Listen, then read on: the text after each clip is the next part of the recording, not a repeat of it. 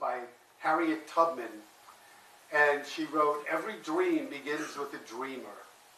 Always remember, you have within you the strength, the patience, and the passion to reach for the stars, to change the world." So I want to begin today with a story that I read this week, and it's about somebody named Milton Glasser. And Becky knew about him. He's a graphic designer, and some people in the field view him as the greatest graphic designer, he's still practicing, of all time. And one of the reasons is he created what many people, again in the field, think is the most iconic logo of any time. Anybody have an idea what some people in the field think is the most iconic logo that's ever been created? Anybody? Coca-Cola. Coca-Cola? Nike? McDonald's? Target? Well, I wouldn't have guessed it either. But what they consider the most iconic logo of all time is "I love New York." I heart New York. In 4 characters, it gets everything that you would want to know in the message. And so this was an article, he was being interviewed, and he was telling the interviewer when he was a young boy growing up in New York, that, and this brought back lots of memories for me, that he was really good at science and he was really good at art. And in New York City, there were 3 special schools, high schools, that you can attend that you need to take entrance exams for. And one of them is the Bronx High School of Science. The other one is Stuyvesant, which is very close to the Bronx, not physically, but in terms of getting in. And the other one is the High School of Music and Arts, of Performing Arts. And so here, Milton was really good at art and science, and he had a science teacher that kept coming to him saying, "You've got to take the test for science. You've got to take the test for the Bronx High School of Science." And Milton was thinking to himself, no way. But he never said anything. And then when they gave the tests that year, I don't know if this happens every year, all of the tests were given at the same day, at the same time. So Milton took the test for the School of Performing Arts, for music and art. The next day, when he went back to school, the teacher was waiting for him. And he thought to himself, uh-oh. And the teacher said, "I heard you took the test for music and art." And he said, "Yes, I did." And the teacher said, would you come with me to my office? And they walked to his office, and the teacher sat down, and he reached into a drawer, and he pulled out from the drawer a box of really fancy and really expensive French crayons. And he handed them to Milton, and he said, "Do good work. Do good work." And when they were doing the interview, the writer relayed that Milton started to cry. And now he's in his 70s.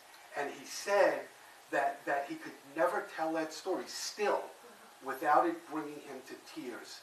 And the reason is, he said, because an authority figure put aside his own desire and recognized that Milton was a person who could make a decision, and this teacher supported and honored Milton's decision. And he said the whole meeting maybe took 2 minutes, but it transformed his life and his view. And so why would I share that story to begin a message on being the artist of your life? And the reason is because in our life, all of us have, in quotes, an authority figure but this authority figure created all that is. And it, too, is willing to support us in whatever decisions or whatever choices we make. And this authority figure, if we make choices that it doesn't particularly agree with, it doesn't argue with us, it doesn't question us. All it does is love us. And basically it says, whatever you choose, I support. And so there's a responsibility with that we better choose well, because once we make the choice, we own it. And Ernest Holmes, who founded the Centers for Spiritual Living, he wrote that we must become artists in living. And he said, what we need to do is live by inspiration. And what that means is to see the divine touch in everything and everywhere. And he said, you don't need to spend your entire life in prayer and meditation. He said, and this is a quote, he said, rather make your work a prayer, your believing an act, and your living an art. And he went on, and I'll just continue, this is another quote, he said, every longing and yearning you have ever had, every secret desire of your soul, every constructive ambition you have ever had is a whispering of this life, and by life he meant God, is a whispering of this life, assuring you that you are one with it. And so it follows what that means. What he was saying is, if we're one with this divine presence that's saying every dream you've ever had, every longing you've ever had, I put there. It means that if we see our life the way we want it to be, and we can be clear and make a mental picture about it, we can let it go, and then let Spirit do the work. One of the ways of looking at our life is that it's a gift, and it's an opportunity to bring our dreams into reality. And really, for the rest of this, I'm going to be talking about how we make our own reality and rewrite our own story. And Deepak Chopra wrote, listen to these words that Chopra wrote. He said, when you discover your essential nature and you know who you really are, in that knowing itself is the ability to fulfill any dream you have, because you are the eternal possibility, the measurable potential of all that was, is, and will be. You are the eternal possibility, the immeasurable potential of all that ever is, was, and will be. And so, that's really deep, because if you believe that, and it's certainly what we teach, that says each and every one of us is a really powerful being, and we have the power to bring wonders into our life. But it's easy to forget. It's easy, you go through your daily life and you have all kinds of things popping up, and it's easy to see yourself as the world's coming down rather than we're so powerful. And that's why Marianne Williamson said that we're, in the reading that Beck did, that we're powerful beyond measure, because each and every one of us is a child of God. And like I said before, that comes with the responsibility that to use that power wisely to whatever choices we make. We get to live with them. And Deepak talks about that some more too. He said, whether you like it or not, that wherever you are in your life, anywhere, wherever you are, and whatever is happening to you right now, it's the result of the choices that you've made. Each and every one of us, wherever we are. You might not be able to pinpoint one choice. It might be a whole bunch of choices that we make over and over and over again. But wherever we are, if we love it or if we can't stand it, the choices we made got us to where we are. And he said, even if you choose unconsciously, they're choices. They're still choices. So, to me, it follows that when you're going to make a choice, you might want to ask yourself, what are the consequences of this choice that I'm making, and am I sure I want to live with the consequences of whatever I'm speaking about, whatever I'm going to be doing. And Andrew Cohen, who's another writer who writes about spiritual evolution, he said, we can all take responsibility for who we are, and all of us can choose what we want to be. And he makes this wonderful point. He said, it's not easy. And I think about that all the time, because it's easy to get up here and talk about what we all need to do. But, I have a life too. And I have kids and a wife and trying to make a living. And so I know how it's not easy. It's difficult. And in the Thursday book group, we're reading this book now, Why Do Good People Do Bad Things, by Debbie Ford. And it's kind of about it's about looking at your shadow side. And I think every week since we've been reading this book, one person or another says, oh my God, how do you ever bring up kids so you don't ruin them, who among us has come from a functional family? Everybody I know, in one way or another, their family was dysfunctional. And that's what part of what Cohen is saying. It's not easy. We need to overcome years and years of teaching and erase lots of conscious and unconscious memories. And it doesn't happen by walking into a church one day and hearing a talk or hearing a song or saying, whoa, I'm going to have that practitioner pray away my entire life. It doesn't happen. It's not that easy.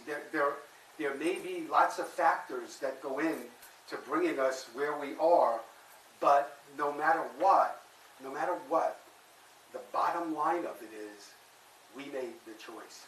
And I really am not going to talk about this a lot today, but the good news around that is if we made the choice that got us where we don't like being, we can also make the choice to change that and get to a better place. And so I was reading a book this week called Soul Prints by a rabbi named Mark Gaffney. And he has a wonderful way of putting what the point that I'm making. He said, when we were born, God placed a pen in our hands, and God invites us to become the author and the hero of our life. Not just the author, but the hero of our life. And he said, every incident, every relationship, every residence, and every experience that each and every one of us has are part of the plot. They're part of the plot.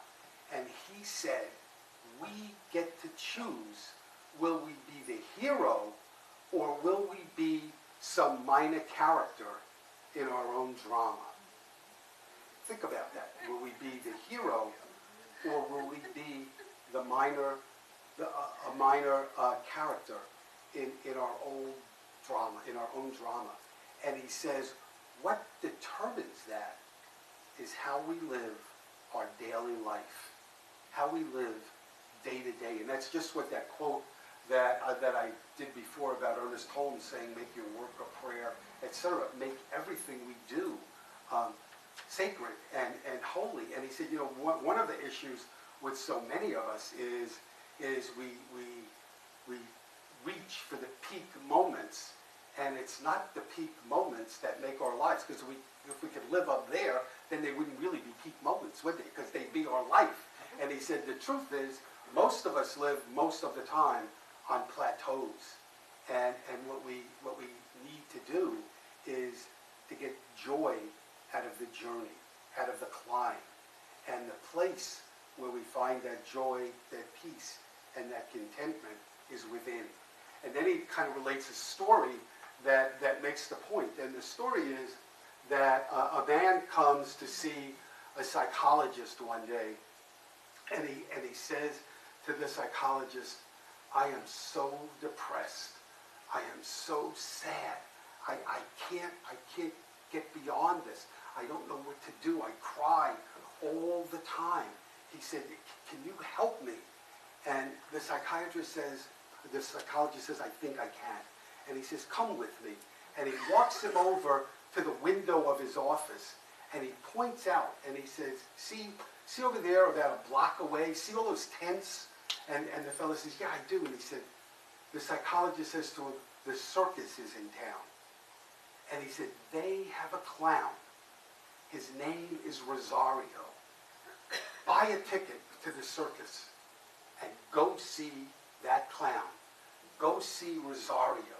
When you see his face and when you see his act, there's no way you can be sad. You're going to be fine. And the fellow gets up and he thanks the psychologist very much for helping him. And as he leaves, he puts his card down on the psychologist's desk. And later he picks it up. And what it says is, Rosario the clown. The point being that whatever we need to do, we need to do the work. And it's a deep internal work. It's not a quick fix from the outside. It's not, it's not even a quick fix from the inside. It's going to take some spiritual work. But it sure as heck isn't by going to the circus and seeing a clown. And so I wanted to give you an example of not working it, of how it doesn't work, and what happens. Everybody here know who Harry Chapin is? And the song Taxi? I thought about playing it, actually. I have it on my iPhone, but it's almost 7 minutes long, and so I'm not going to do it. But here's the story. It's a very long, 7 minutes, which is really long for a song. And here's the gist of the story. Harry's driving, and I don't know if this is a true story, if it's an autobiographical song, but he's driving a cab. And one night, he picks up a fare who's a really pretty lady, rich looking, in a gorgeous dress that the rain has soiled. And Harry sees in the mirror, when he looks in the mirror, he recognizes it's one of his lovers from when he was much younger. And so they share a conversation. And he remembers when she was a young woman, she wanted to be an actress. And when he was a young man, he wanted to be a pilot. And now she's married to a very rich person. And she's obviously very unhappy. And it's not a long cab ride, but at the end of the ride, before she gets out, she hands Harry a 20, and she said, keep the change. And this is the last lyric of the song. And here she's acting happy inside her handsome home. And me, I'm flying in my taxi, taking tips and getting stoned. And what it says to me, speaking about doing the work and having dreams, that they both have pretty big dreams, to be an actress and to be a pilot. And somehow, which obviously the song doesn't tell us, they both got distracted. And they wound up looking for their dreams outside themselves. She perhaps thinking money would make her happy, and he thinking drugs would make him happy, and they both wound up not very happy. It's a really sad song. Not being happy people. And Ernest Holmes wrote, "The road to freedom lies in intelligent use of the law of mind," an intelligent use. And so what we see kind of in that song is when we use it for destructive purposes, a la the way Harry and this lady do, we need to live with the results. And one of the things about Holmes is he tries to use all kinds of different examples to make his point. And in one of his writings, he compares our mind to a garden. And he says, we can make our fondest desires and our hopes blossom into fulfillment, or we can let the weeds of destruction fear and doubt choke them out. It's our choice. You know, and every time I read that, I think to myself, so if it's our choice, why not plant seeds of happiness, of peace, of joy and goodwill? You know, one of the other things, there's so many new thought writers that try to make the same point, and they use different language, but they're all saying basically the same thing. And for me, one of them is Jerry and Esther Hicks, who well, Jerry's dead now, but Esther channels Abraham, and she writes a lot about vibration. And Holmes wrote some, but not a whole lot.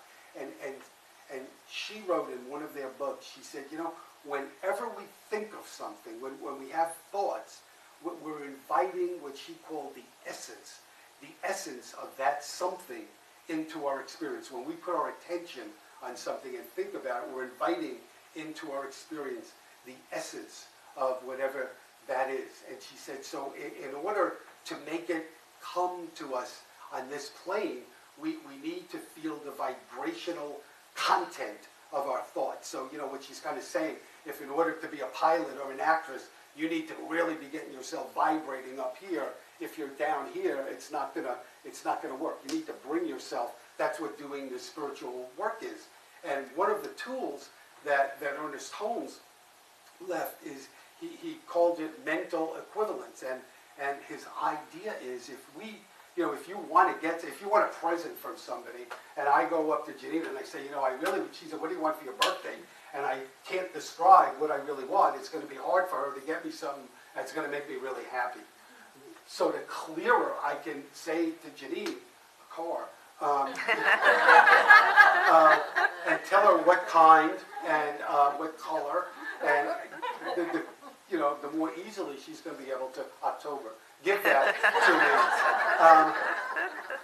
me. And so what Holmes says is, you know, these mental equivalents, it's a picture, it's the equivalent of the thing here, but it's in your head. And he said, so the more you can see it, touch it, feel it, smell it, grasp it, whatever, the clearer you can make the picture in your mind. What that does is then it just becomes not only a head thing, but it becomes a heart thing, a feeling thing. And when we can do that, that's what raises us to the vibration that we need to get to experience it on this plane.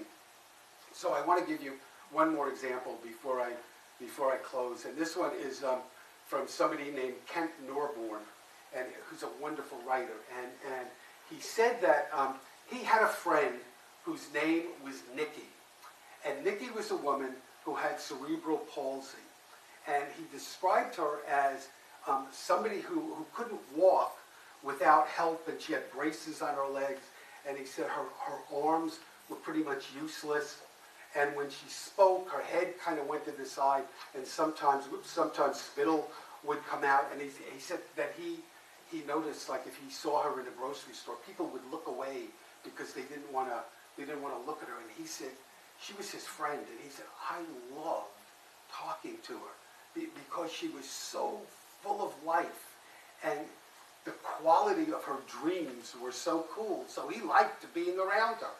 And she used to write poems, he said, to some non-existent lover.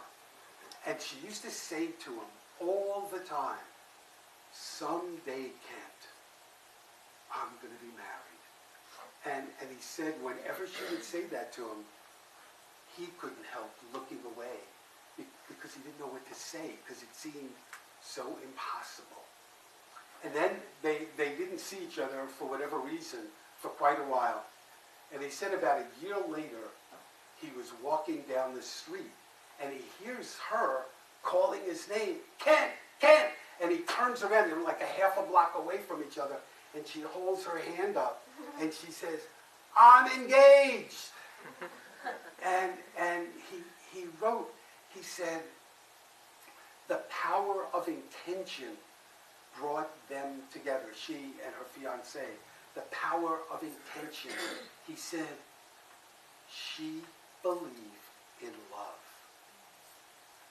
And he said, all of us, every one of us, needs to know the shape that our dreams can take, and then set our course towards them.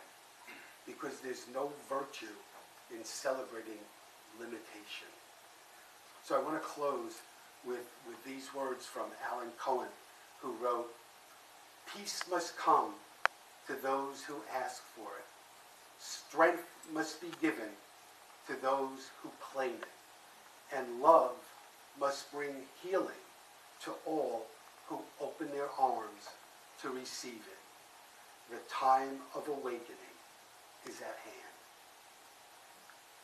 Thank you for being here. God bless you, and I wish you all an absolutely wonderful week.